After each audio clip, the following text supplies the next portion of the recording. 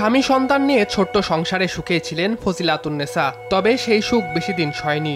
৬৮-র বন্যা কেড়ে নেয় মাথা গোঁজার ঠাঁই, হারান জীবনসঙ্গীকেও।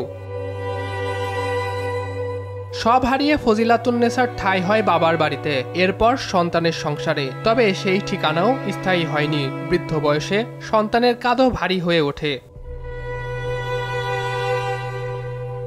আপনজনের কাছে ঠাঁই না হলেও এ শহর তাকে ফেলে দেয়নি। হাইকোর্টের সামনের ফুটপাত ঠাঁই দিয়েছে ফজিলাতুন্নেসাকে। তবে এই আশ্রয় শুধুই রাতের।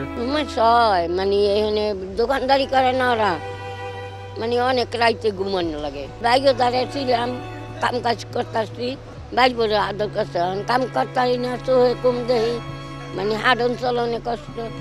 ওখানে মনে করো ব্যক্তি লাগতে হালায়।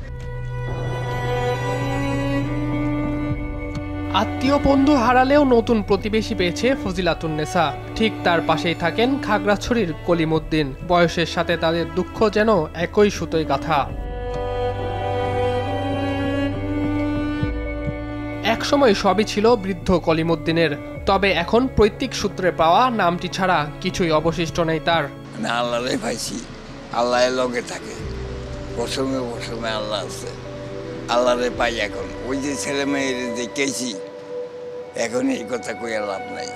এখন আল্লাহ যে দেখে খাবায়।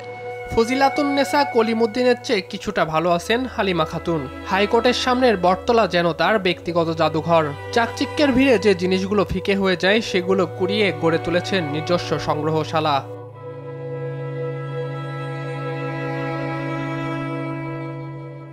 পরিবারের অনাদর অবহেলার কারণেই হয়তো অবহেলিতদের কষ্ট বুঝতে পারেন হালিমা।